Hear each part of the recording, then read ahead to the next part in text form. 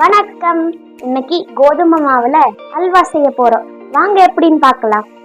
இதுக்கு தேவையான பொருட்கள் என்னென்னு வாங்க பார்க்கலாம்.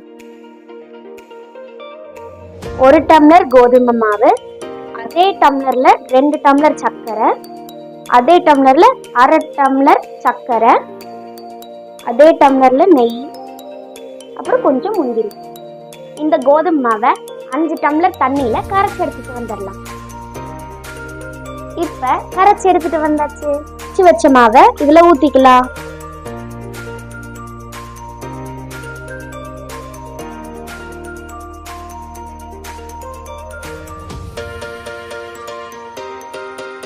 நம்ம நிறைய தண்ணி ஊத்துனதுனால இது நல்லா வெந்துடும், அதனால பிரச்சனை இல்லை. எங்க அப்பா என்னை பார்த்து என்ன பசையா காசுறேன்னு கேட்டாங்க. அதுக்கு நான் சொன்னேன், ஆமா உங்க வாயோட்ட தான் சொல்லிட்டேன். அளவு கெட்டி ஆயிடுச்சு. இப்போ இதுல நாம சர்க்கரை சேர்த்துக்கலாம்.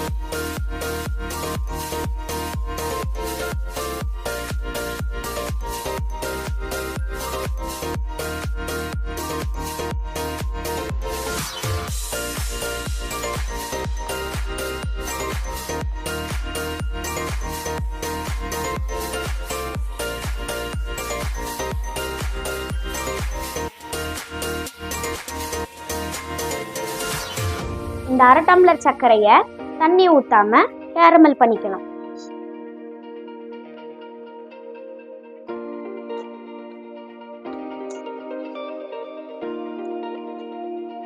எதுக்காக இது பண்றோம்னா, நாம ஃபுட் கலர் சேர்த்த போறது இல்லை, அதுக்குதான்.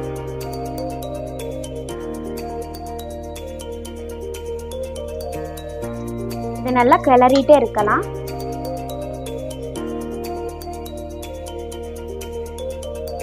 கேரமல் ரெடி ஆயிடுச்சு. இது கூட சேர்த்துக்கலாம். இப்ப நாம இன்னும் கொஞ்சம் நெய் விட்டுக்கலாம்.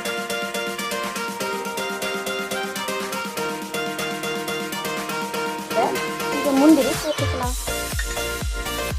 இங்க நெய்ல வறுத்து எடுத்துக்கலாம். இப்பதான் கொஞ்சம் கொஞ்சமா திரண்டு வருது.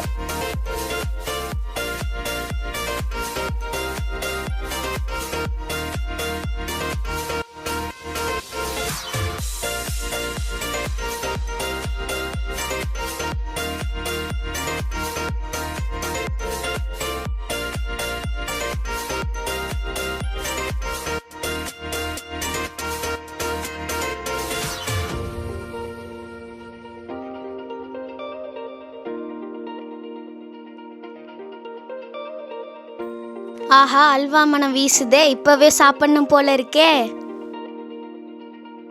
அல்வா திரண்டு வந்துருச்சு. இத ஒரு பவுலுக்கு மாத்திரலாம். சூப்பர். நீங்களும் வீட்ல ட்ரை பண்ணி பாருங்க.